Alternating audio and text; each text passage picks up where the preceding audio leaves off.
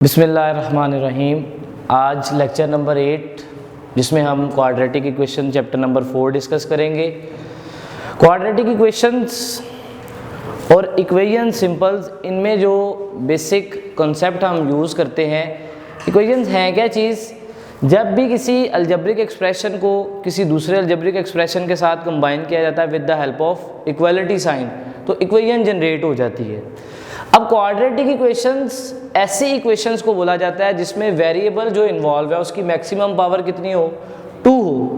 तो maximum 2 power variable वाली जो इक्वेशंस हैं उनको हम शामिल करते हैं क्वाड्रेटिक इक्वेशंस में। फिल वक्त की जो डिस्कशन है वो क्वाड्रेटिक इक्वेशन है विद 1 वेरिएबल। उसकी स्टैंडर्ड फॉर्म क्या होती है हमारे पास? ax² + bx + c = 0 and a does not equals to 0। इसकी वजह क्या है कि अगर a 0 हो जाएगा तो ये पूरे के पूरे वैल्यू 0 हो जाएगी और हमारे पास सिंपल ये लीनियर एक्सप्रेशन बन जाएगा। तो इस चीज़ को आपने MCQs में याद रखना है कि जब क्वाड्रेटिक इक्वेशन की स्टैंडर्ड फॉर्म की बात की जाती है तो उसमें ये कंडीशन है कि a does not equals to 0। अगर a 0 हो जाएगा तो हमारा ये वाला फैक्टर 0 हो जाएगा, पीछे बच जाएगा लीनियर फैक्टर, तो ये फिर एक लीनियर इक्वेशन बन जाएगी हमारे पास। तो याद रखने वाली बात क्या है कि अगर आपसे पूछा जाए कि quadratic equation becomes linear equation when, क्या MCQs बन सकता है यहाँ पे? a is equals to 0। अब इसी में मज़ीद एक MCQs क्या डेवलप किया जाता है, वो ये है कि अगर हमारी ये b वाला जो कोफिशिएंट है अगर इसको 0 कर दिया जाए फिर हमारी क्वाड्रेटिक इक्वेशन क्या बन जाएगी? प्योर क्वाड्रेटिक इक्वेशन बन जाएगी। प्योर क्वाड्रेटिक इक्वेशन से मुराद ऐसी क्वाड्रेटिक इक्वेशन होती है जिसमें एक तो पावर 2 वाला वेरिएबल दिखाई दे और दूसरा कांस्टेंट नंबर दिखाई दे, उसके अलावा पावर 1 जो वेरिएबल है वो इसमें मौजूद नहीं होगा। अब साथ ये कंडीशन भी मेंशन की हुई है कि a b c belongs to real number. तो याद रखिएगा कि जब भी हम क्वाड्रेटिक इक्वेशन की बात करते हैं तो हमारे पास ये जो a b और c ये तीनों कोफिशिएंट्स जो हैं ये रियल नंबर्स के अंदर मौजूद होने चाहिए। नेक्स्ट, जब भी हम कोई इक्वेशन पढ़ते हैं तो उसमें हमारा मेन टारगेट जो है उसके इक्वेशंस के सॉल्यूशन को फाइंड करना है कि किस तरह से उसका सॉल्यूशन सेट या किस तरह से उसमें मौजूद वेरिएबल की वैल्यूज़ आप फाइंड आउट कर सकते हैं। तो क्वाड्रेटिक इक्वेशन को सॉल्व करने के जनरल जो 3 मेथड हैं, एक है फैक्टराइजेशन मेथड, एक है कंप्लीटिंग स्क्वायर का मेथड और लास्ट है क्वाड्रेटिक फार्मूला। अब ये जो फैक्टराइजेशन वाला मेथड है ये कंपैरेटिवली सबसे शॉर्टर है और सबसे ईजीएस्ट है अगर आप फैक्टर्स बनाने में कामयाब हो जाते हैं। तो कंप्लीटिंग स्क्वायर मेथड जो है इसमें से रिलेटेड आपसे पेपर में ECAT का जो पेपर है उसमें MCQs नहीं पूछे जाते हैं अमूमन, या तो फैक्टराइजेशन मेथड से इक्वेशन सॉल्व हो रही होगी या क्वाड्रेटिक फार्मूला से। ठीक है जी। क्वाड्रेटिक फार्मूला एक ऐसी टेक्निक है जिससे हर तरह की क्वाड्रेटिक इक्वेशन हम सॉल्व कर लेते हैं, स्वाय standard form of quadratic equation को सॉल्व नहीं किया जाता। Standard form of quadratic equation को सॉल्व करने की टेक्निक सिर्फ और सिर्फ एक है, that is by completing square method. इस बात का आपने ख्याल रखना है। अब होता ये है कि आपसे पेपर में जनरली इक्वेशन देके उसका सॉल्यूशन सेट पूछा जाता है। अब बजाय इसके कि आप उसको मेथड की तरफ ले जाएं और कभी किसी तरीके से सॉल्व करें कभी किसी तरीके से, इक्वेशंस के अंदर हमारे पास एक रिवर्स टेक्निक बहुत अच्छी जो मौजूद होती है, दैट इज़ चेक, कि आपके पास जो रूट्स गिवन है 1 बाय 1 उनको गिवन इक्वेशन में पुट करके देख ले, आपको एग्जैक्टली आंसर मिलता चला जाएगा। और अगर आपकी फैक्टराइजेशन क्वाड्रेटिक फार्मूला पे ग्रिप बहुत अच्छी है तो आप डायरेक्टली वहाँ से निकाल सकते हैं। लेकिन ये तो ये है कि जब आप सिंपल क्वाड्रेटिक इक्वेशन को सॉल्व कर रहे हैं, लेकिन जब आगे क्वाड्रेटिक इक्वेशंस की रिड्यूसिबल फॉर्म्स पढ़ेंगे तो उसमें उनकी टेक्निक्स काफ़ी ज़्यादा लेंथी होती हैं। तो वहाँ पर टेक्निकल पॉइंट यही है कि आप बजाय उसको के सॉल्व करने के, आप जो रूट्स गिवन हैं उनको 1 बाय 1 गिवन इक्वेशन में पुट करते चले जाएं। जो रूट वेरीफाई कर जाएगा वो सॉल्यूशन सेट का मेंबर होगा, जो वेरीफाई नहीं करेगा वो सॉल्यूशन सेट का मेंबर नहीं होगा। ये चैप्टर 4 के जितने भी एमसीक्यूज इक्वेशन से रिलेटेड आते हैं उनको सॉल्व करने की टेक्निक क्या होगी कि आप चेक कर लिया करें, ठीक है जी। टाइम भी बच जाएगा और जल्द से जल्द आप आंसर तक भी पहुंच जाएंगे। अच्छा, अब है roots of quadratic equation. Generally जो क्वाड्रेटिक इक्वेशन की रूट है वो हमारे पास क्या है, minus b plus minus square root b square minus 4ac over 2a। B square minus 4ac वाला जो फैक्टर है इसका क्या नाम है, इसको भी आगे चल के डिस्कस करेंगे। फिल वक्त general standard form of quadratic equation के अगर रूट्स आपसे पूछ लिए जाए, there are two roots, minus b plus minus square root b square minus 4ac over 2a। ठीक हो गया। अब इसी के अकॉर्डिंग हम कुछ एमसीक्यू सॉल्व करते हैं। Solution of this quadratic equation 6x square plus x minus 15। अब अगर इसको आप क्वाड्रेटिक फार्मूला से सॉल्व करते हैं तो a की वैल्यू क्या है, x स्क्वायर का कोफिशिएंट a है यानी 6 और x का कोफिशिएंट b है यानी 1 और c क्या चीज़ है जिसमें x मौजूद नहीं यानी माइनस 15। अब अगर इन वैल्यूज़ को हम इस इक्वेशन में इस फार्मूला में पुट कर दिया जाए अगर, तो यहाँ पे क्या वैल्यू आती है, 1 का स्क्वायर 1 आ जाएगा, 4 × 6 24 हो जाएगा। फिर आप इसको 15 से मल्टीप्लाई करें, जो वैल्यू आती है उसका स्क्वायर रूट सॉल्व करने के बाद हमारे पास जो आंसर्स बचते हैं दैट इज़ 3/2 माइनस 5/3। ये तो था कि हमारे पास सिंपल क्वाड्रेटिक इक्वेशन थी, आप उसको इजीली सॉल्व कर सकते हैं फैक्टराइजेशन से भी और कंप्लीटिंग स्क्वायर मेथड से भी सॉल्व कर सकते हैं, ठीक है। अब करना क्या है, आप इन आंसर्स को भी क्रॉस चेक कर सकते हैं कि 1 बाय 1 इन आंसर्स को गिवन इक्वेशन में रिप्लेस करते चले जाएं। जो आंसर सेटिस्फाई कर देगा उस आंसर को आप क्या कर लेंगे, सिलेक्ट कर लिया करेंगे। अब मेन कंसर्न हमारा क्या है, रिड्यूसेबल क्वाड्रेटिक इक्वेशंस पर, क्योंकि ये तो जो चीज़ पहले थी सिंपल सी थी, बेसिक थी। अब रिड्यूसेबल पर जब आते हैं, रिड्यूसेबल क्वाड्रेटिक इक्वेशंस में 5 टाइप पहले हम पढ़ते हैं, जिसमें एक्सपोनेंशियल इक्वेशन आ जाती है, रेसिप्रोकल इक्वेशन आ जाती है, लीनियर फैक्टर्स वाली फॉर्म आ जाती है। तो 1 बाय 1 हम उनको स्टडी करते हैं। पहली है जी हमारे पास जो रिड्यूसेबल क्वाड्रेटिक इक्वेशंस की फॉर्म में, वो है कि क्वाड्रेटिक इक्वेशन की तरह की ही एक इक्वेशन होगी, मतलब कि उसमें ax की पावर 2n प्लस bx की power n plus c equals to 0। Condition इसमें भी यही है कि a does not equals to 0, यानी इसमें इक्वेशन कुछ इस तरह से होगी, लग क्वाड्रेटिक इक्वेशन जैसी रही होगी, लेकिन जो पावर ऑफ वेरिएबल्स हैं वो किस तरह से होंगी, वो 2 और 1 वाली फॉर्म में नहीं होंगी, वो यानी इस तरह से होगा कि एक पावर सिंपल कंसिडर होगी तो दूसरा उसका स्क्वायर कंसिडर होगी। मीन्स कि अगर एक पावर 1/2 है तो दूसरी पावर क्या होनी चाहिए, 1 होनी चाहिए, क्योंकि अगर x की पावर 1/2 सिंपल पावर है तो उसका स्क्वायर क्या होगा, x होगा। इसी तरह अगर एक पावर x की पावर 2 है तो दूसरी क्या होनी चाहिए, x की पावर 4। एक अगर x की पावर -3 है तो दूसरी क्या होनी चाहिए, x की पावर -6। ये इसकी आइडेंटिफिकेशन है। अच्छा, नेक्स्ट, अब इसी से रिलेटेड एक एमसीक्यूज कि x की पावर 1/2 माइनस x की पावर 1/4 माइनस 6 इक्वल्स टू 0 है। अब यहाँ पे अगर इसको सॉल्व करना चाहें तो हम क्या करते हैं कि पहले सिंपल वेरिएबल देखते हैं, इन दोनों में से सिंपल कौन है। इन दोनों में से सिंपल है x की पावर 1/4, उसको y के अगेंस्ट पुट करेंगे, स्क्वेयरिंग करेंगे, फिर x की पावर 1/2 की वैल्यू आएगी। इक्वेशन बन जाएगी कुछ इस तरह से y square minus y minus 6 equals to 0। फिर फैक्टराइजेशन करेंगे, y -3 और y +2 वाली फॉर्म में हमारे पास इक्वेशन आ जाएगी। जिस तरह सॉल्व करने में हमारे टाइम थोड़ा सा क्या होगा, ज़्यादा कंज्यूम होगा। अब आपने यहाँ पे क्या काम करना है कि ये जो आंसर्स दिए हुए हैं इनको 1 बाय 1 वेरीफाई कर लें। अब देखना ये भी होता है कि हर सॉल्यूशन सेट में कौन सा मेंबर अगर कॉमन नज़र आ रहा है तो उससे भी आप आइडेंटिफाई कर सकते हैं कि एक तो ये आंसर लाजमी होगा। जैसे इन तीनों सेट्स में 16 मेंबर जो है वो कॉमन नज़र आ रहा है, तो पहले इसको वेरीफाई कर लेते हैं। अगर 16 यहाँ पे पुट कर दिया जाए, 16 का स्क्वायर रूट लेंगे तो आंसर आ जाएगा 4, और 16 की पावर अगर हम ले लें यहाँ पे 1/4 तो हमारे पास किस तरह से आंसर आ जाता है, यहाँ पे, हाँ जी, तो इसको सिंप्लीफाई करने के बाद रिजल्ट कितना आ जाएगा, 0 आ जाएगा। यानी इसको सॉल्व किया 16 को, 16 से यहाँ पे आ गया आंसर 4, और इसको मजीद इसके साथ सॉल्व किया तो हमारे पास रिजल्टेड कितना आ गया, 0 के इक्विवेलेंट आ गया। अब 0 के इक्विवेलेंट आने से 16 वाला रिजल्ट तो जो है वो वेरीफाई हो जाता है। नेक्स्ट रिजल्ट क्या है, 81 जैसे लिखा हुआ है यहाँ पे, 81 को अगर वेरीफाई करना है, 81 रिप्लेस करते हैं तो हमारे पास 81 भी इसको इजीली क्या कर जाता है, वेरीफाई कर जाता है। तो हम इसलिए इसको क्या कर लेंगे, सिलेक्ट कर लेंगे। अब नेक्स्ट जो टाइप है उसमें हमारे पास 4 लीनियर फैक्टर्स होते हैं। 4 लीनियर फैक्टर्स किसी एक कांस्टेंट नंबर के इक्वल होंगे, या 4 लीनियर फैक्टर्स के साथ कांस्टेंट नंबर प्लस या माइनस होता हुआ दिखाई देगा। मतलब वही है कि इस कांस्टेंट को इधर लें तो ये माइनस या प्लस वाली फॉर्म में नजर आएगा। आपने क्या करना होता है, टाइप को सॉल्व करने के लिए लीनियर फैक्टर्स को मल्टीप्लाई करते हैं कुछ इस तरह से कि इनके कांस्टेंट्स का जो समेशन है, यानी प्लस या माइनस करने के बाद आंसर्स सेम आए। जैसे इधर लिखा हुआ है कि a plus b should be equals to c plus D.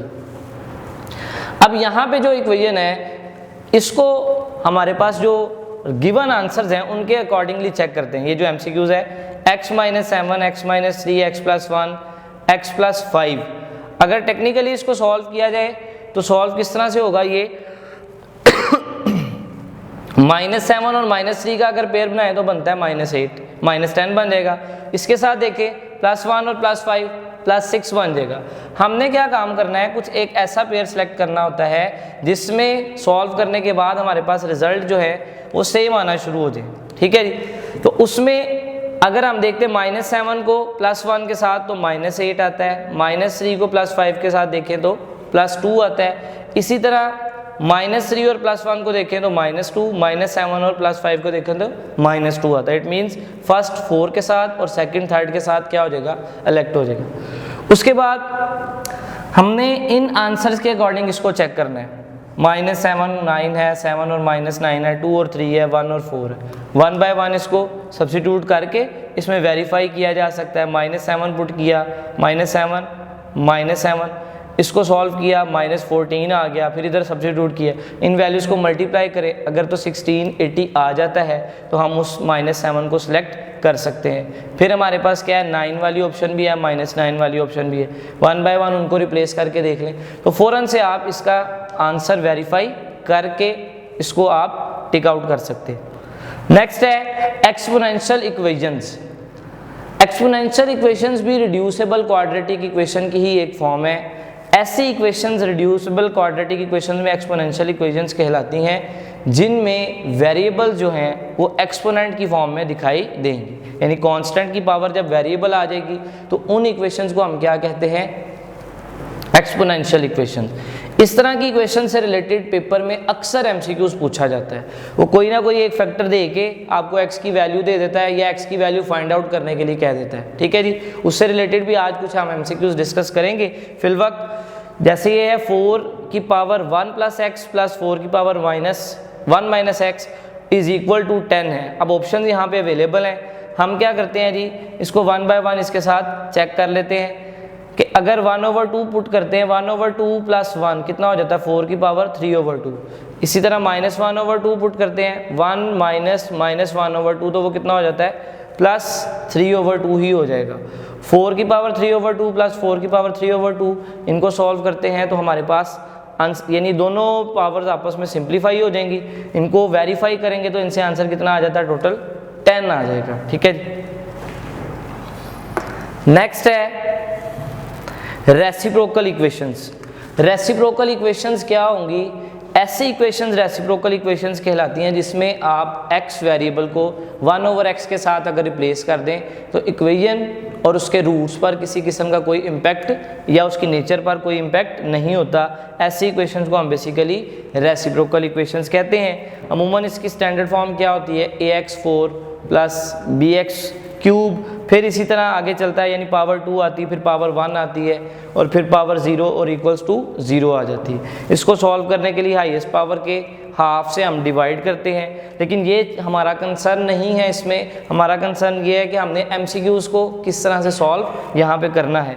ठीक है जी, अब जैसे ये इक्वेशन गिवन है x4 - 3x³ + 4x² - 3x + 1 equals to 0। अब बाज़-औक़ात ये भी होगा टेस्ट में वो ज़रूरी नहीं है कि सारे के सारे रूट्स आपको दे के आंसर पूछे।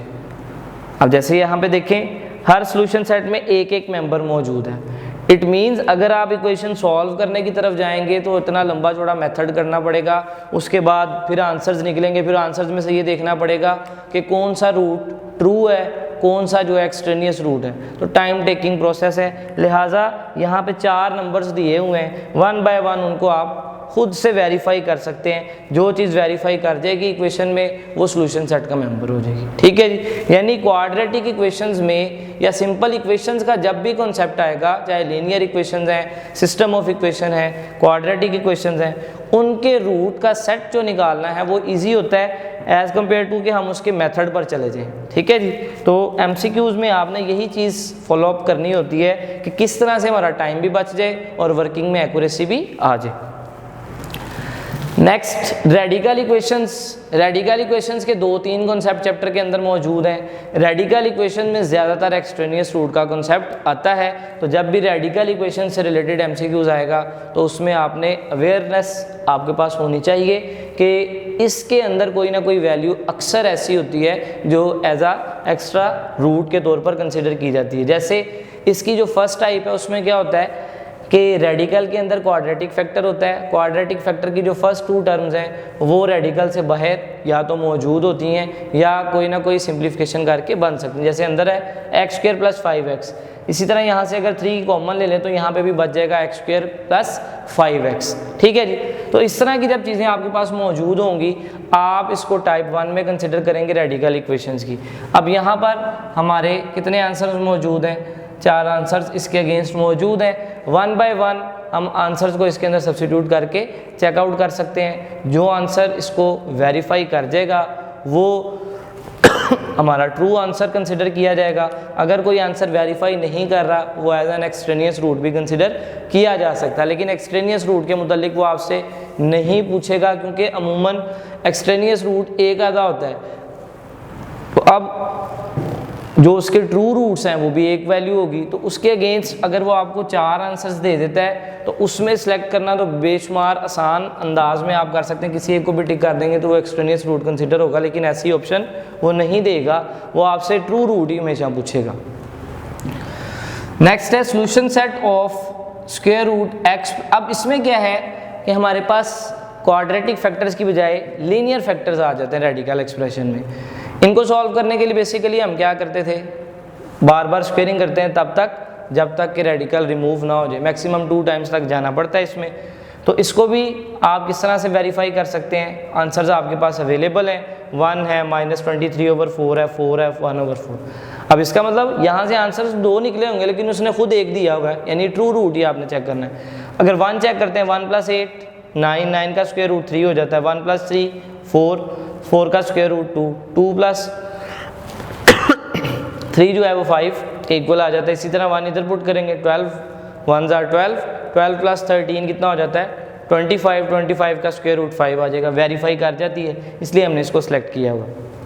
गो कि अगर आप इसको सॉल्व करें तो ये -23/24 भी इसका आंसर है, लेकिन ये एक्सट्रेनियस रूट में शामिल है, ये इस इक्वेशन को वेरीफाई नहीं करता। इसलिए हमने ये लॉजिक यूज़ की हुई है इन MCQs को सॉल्व करने के लिए कि आप जाएं किस पे, चेक पे जाएं ताकि फ़ौरन से आंसर पता चल जाए कि किसको सिलेक्ट करना है। अच्छा जी, यहाँ तक तो हमारे पास रिड्यूसिबल क्वाड्रेटिक इक्वेशंस के टॉपिक्स थे और क्वाड्रेटिक इक्वेशंस के। नेक्स्ट जो सेकंड सेगमेंट है वो है cube roots of unity. Cube roots of unity एक इम्पॉर्टेंट और टेक्निकल MCQs के पॉइंट ऑफ व्यू से इम्पॉर्टेंट चीज़ है। यूनिटी के जब क्यूब रूट पर आते हैं तो इसमें 3 वैल्यूज़ हमारे जहन में आती हैं, एक है 1, एक है ओमेगा और एक है ओमेगा²। ओमेगा की वैल्यू कितनी कंसिडर की जाती है? मैथमेटिशियंस ने इसकी वैल्यू रखी हुई है -1 प्लस स्क्वायर रूट -3/2 या स्क्वायर रूट 3/2। दूसरी ओमेगा², उसकी वैल्यू कितनी है -1 माइनस स्क्वायर रूट 3/2 या रेडिकल के अंदर माइनस भी आ सकता है। अब आपको इससे नज़र आ रहा होगा कि जो क्यूब रूट ऑफ यूनिटी की बात करते हैं तो इसमें 2 रूट्स जो हैं वो कॉम्प्लेक्स नंबर या इमेजिनरी नंबर में शामिल हैं और एक रूट जो है वो रियल नंबर में शामिल है। अब इनकी प्रॉपर्टीज़ की तरफ जब बढ़ते हैं तो पहली चीज़ हमें नज़र आ रही है कि दोनों जो कम्प्लेक्स रूट हैं यानी ओमेगा और ओमेगा स्क्वायर वो दोनों एक दूसरे का क्या है, कॉन्जुगेट है। ठीक है जी, यानी ओमेगा का कॉन्जुगेट ओमेगा स्क्वायर है और ओमेगा स्क्वायर का कॉन्जुगेट ओमेगा है। ठीक होगी बात। इसके साथ साथ कुछ टेक्निकल पॉइंट्स प्रॉपर्टीज़ के तौर पर नीचे डिस्कस किए हुए हैं। Sum of cube roots of unity जो है वो किसके इक्वल होता है, 0 के इक्वल होता है, यानी 1 plus omega square equals to 0।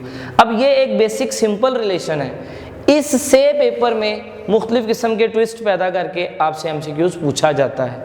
ठीक है जी, यानी यहाँ से अगर हम ओमेगा की वैल्यू निकालें तो वो किसके इक्वल आएगा, -1 माइनस ओमेगा स्क्वायर के।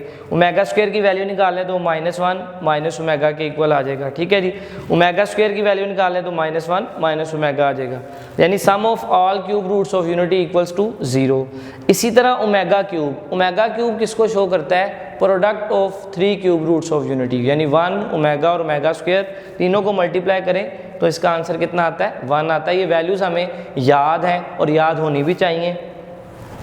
नेक्स्ट एक प्रॉपर्टी लिखी हुई है कि square of omega square equals to omega and square of omega is equal to omega square, यानी इस प्रॉपर्टी को आपने इस तरह से याद रखना है कि complex cube roots of unity are square of each other. पहले हमने क्या बात डिस्कस की कि जो कम्प्लेक्स क्यूब रूट्स हैं वो एक दूसरे का कंजुगेट है।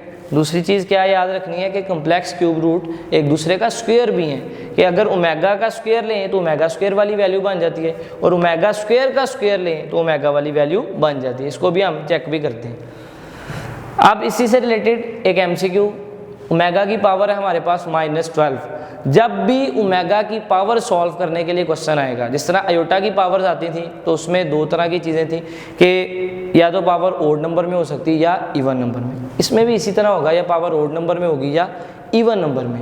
उधर हम आयोटा को स्प्लिट करते थे कि एक इवन फैक्टर अलहदा कर देते थे, बाकी कुछ बचता था तो उसको अलहदा कर देते थे। इसमें हमने क्या करना होगा, 3 के टेबल वाला फैक्टर हमें सेपरेट करना पड़ेगा। अगर तो वैल्यू 3 के टेबल में आती है तो वेल एंड गुड, अदरवाइज उसको सेपरेट कर लिया जाएगा। जैसे यहाँ पे है ओमेगा की पावर -12, अब ये तो 3 के टेबल में इजीली डिवाइड हो सकता है, 3 × 4, तो ओमेगा क्यूब को सेपरेट कर लेंगे, ऊपर पावर कितनी आ जाएगी, -4। ओमेगा क्यूब की वैल्यू कितनी है, अभी हमने डिस्कस की 1 की पावर -4 आ गई तो उसका आंसर सिंपल कितना होगा, 1 होगा। ठीक है, तो ये ऑप्शन आप टिक कर सकते हैं। तो जब भी कभी आपने ओमेगा की पावर सॉल्व करनी होगी, जब भी कभी ओमेगा की पावर सॉल्व करनी होगी तो याद रखें कि आपने ओमेगा की पावर को 3 के टेबल में या 3 के मल्टीपल्स में क्या करना होता है, स्प्लिट करना होता है। अब जैसे फ़र्ज़ कर लें मेरे पास है ओमेगा की पावर 5, ओमेगा की पावर है 5, तो अब 5 3 के टेबल में नहीं एग्जिस्ट करता तो हम क्या करेंगे, ओमेगा क्यूब को सेपरेट कर लेंगे, ओमेगा स्क्वायर को सेपरेट कर लेंगे। ओमेगा क्यूब की वैल्यू कितनी आ जाएगी, 1 आ जाएगी, और ओमेगा स्क्वायर का जो नंबर है वो एज इट इज़ आंसर में आ जाएगा। यानी ओमेगा की जब बात की जाती है, ओमेगा की पावर्स की, तो आंसर्स कितनी तरह से आ सकते हैं, 3 तरह से आ सकते हैं, या 1 आंसर आएगा, या ओमेगा आएगा, या ओमेगा स्क्वायर आएगा। और जब हम आयोटा वाली पावर्स की बात करते थे तो 4 तरह से आंसर्स आ सकते थे, 1, -1, आयोटा और माइनस आयोटा। तो आपने इन चीज़ों का आप ख्याल रखना है कि 3 तरह के आंसर्स ओमेगा की पावर में एग्जिस्ट कर सकते हैं, या तो 1, या ओमेगा स्क्वायर। इसी तरह ये बुक का ही एक क्वेश्चन है, तो क्वेश्चंस बाजू का जो छोटे छोटे प्रूफ्स हैं वो भी अक्सर और बेशतर ई-कैट के टेस्ट में पूछे जाते हैं। तो ये वैल्यूज़ अच्छे तौर पर आपने प्रैक्टिस की हो ताकि पेपर में आपको प्रॉब्लम ना हो। x + y × x + omega y, x + omega square y, ये 10th की बुक में भी क्वेश्चन मौजूद है, फर्स्ट ईयर की बुक में भी है। ये 2 क्वेश्चन हैं। अगर इधर माइनस आ जाता है तो x³ - y³ वैल्यू बन जाती है, अगर इधर प्लस आ जाता है तो फिर ये वैल्यू कन्वर्ट हो जाती है किसमें, x³ + y³ में। ठीक है जी, तो ये आंसर आपको यहाँ से क्या करना पड़ेगा, सिलेक्ट करना पड़ेगा।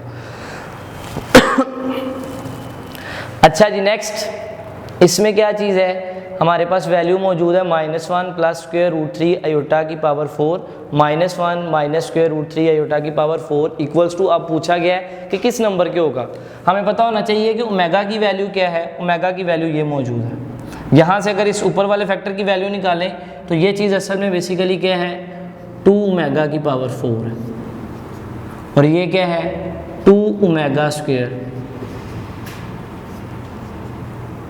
2 2 ओमेगा की पावर 4 को अगर सॉल्व करें तो ये कितना आंसर आ जाता है 16 ओमेगा 4, ठीक है, और ये आ जाएगा 16 ओमेगा की पावर 8।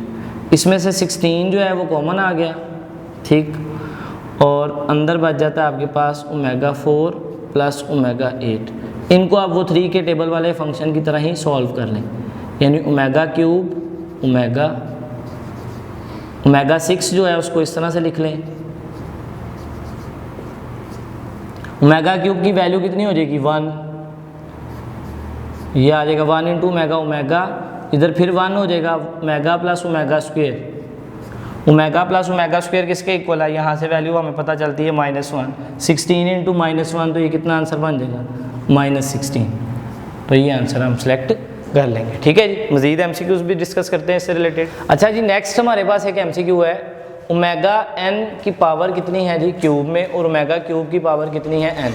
बेसिकली ये शो ऑफ ये कर रहा है कि हमारे पास ओमेगा क्यूब के मल्टीप्लायर्स हैं, ठीक है। ओमेगा क्यूब को हम एडजस्ट करते हैं तो ओमेगा क्यूब की वैल्यू का आंसर कितना आता है 1 की पावर n हो तो आंसर 1 ही आएगा। सेम केस ओमेगा क्यूब की वैल्यू 1 आ जाएगी 1 की पावर n तो आंसर 1 आ जाएगा। 1 + 1 तो कितना आंसर बन जाता है इसमें 2, ठीक है जी। तो कहने का मतलब ये है कि जब ओमेगा क्यूब के मल्टीप्लायर्स जो हैं वो आपस में ऐड अप हो रहे होंगे ओमेगा क्यूब के मल्टीप्लायर्स, ठीक है जी, तो उस केस में हमारे पास क्या होता है कि बेसिकली ये भी 1 है ये भी 1 है, तो जितनी दफ़ा ऐड हो रहे होंगे उनको ऐड करके आप उस सेंस में, अगर ये 3 टाइम्स ऐड हो रहे होते तो 3 आंसर आ जाता, 4 टाइम्स ऐड हो रहे होते 4 आंसर आ जाता, ठीक है जी।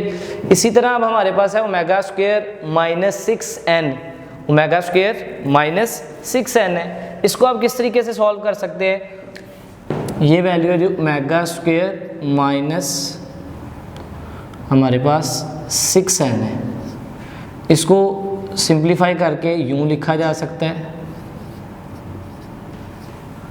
ठीक हो गया।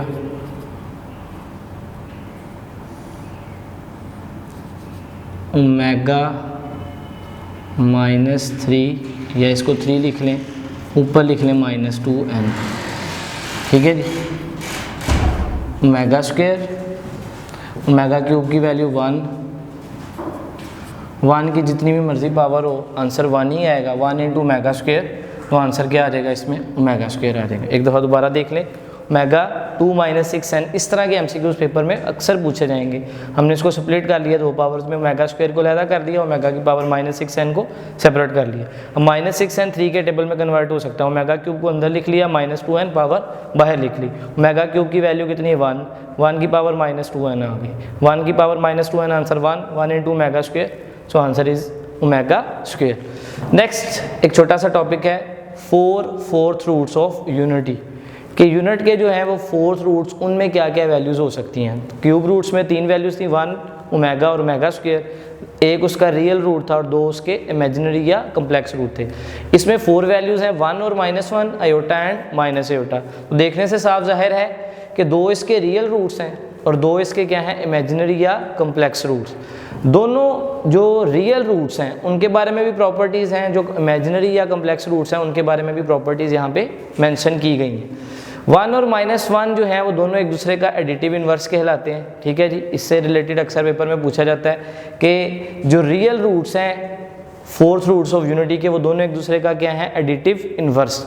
इसी तरह जो कम्प्लेक्स या इमेजिनरी 4 रूट्स हैं यूनिटी के, वो एक दूसरे का क्या कहलाते हैं कॉन्जुगेट कहलाते हैं, ठीक है गया। और जब इन चारों रूट्स को मल्टीप्लाई किया जाता है तो उससे आंसर कितना आता है हमारे पास -1 आता है। आप देख सकते हैं 1 into -1 iota into minus iota multiply करेंगे तो प्लस आयोटा स्क्वायर आ जाएगा। आयोटा स्क्वायर की वैल्यू कितनी है -1 है। इसी तरह जब इन 4 रूट्स ऑफ यूनिटी को प्लस किया जाता है तो हमारे पास आंसर कितना आ जाता है 0 आ जाता है। क्यों? क्योंकि ये दोनों एक दूसरे का एडिटिव इनवर्स है, ये दोनों एक दूसरे का कॉन्जुगेट है। कैंसिल आउट होंगे तो रिजल्टेंट अमाउंट कितनी रह जाती है 0 रह जाती। एक मज़ीद टेक्निकल चीज़ MCQs के हवाले से कि जब ओमेगा की पावर्स कंसेक्टिव 3 पावर्स आपके पास आ जाएं, यानी फ़र्ज़ कर लें एक ओमेगा 1 है, एक ओमेगा स्क्वायर है और एक ओमेगा क्यूब है, तो 3 कंसेक्टिव ओमेगा की जो पावर्स हैं उनका समेशन हमेशा किसके इक्वल होगा 0 के इक्वल होगा। इस पर आप कोई भी 3 वैल्यूज़ रख के खुद से भी चेक कर सकते हैं। एग्जाम्पल के तौर पर हम देख लेते हैं कि फ़र्ज़ कर लें ये ओमेगा 4, ओमेगा 5, ओमेगा 6 है।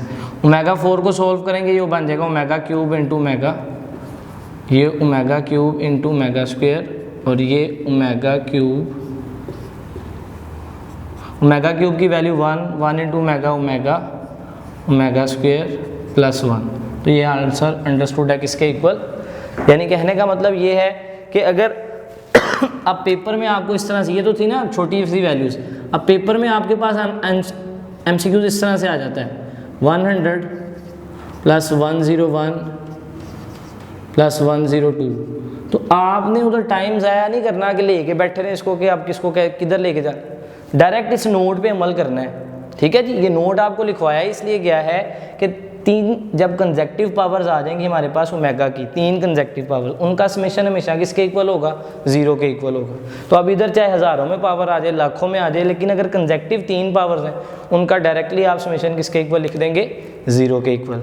नेक्स्ट पोर्शन लेक्चर नंबर 9 में हम डिस्कस करेंगे।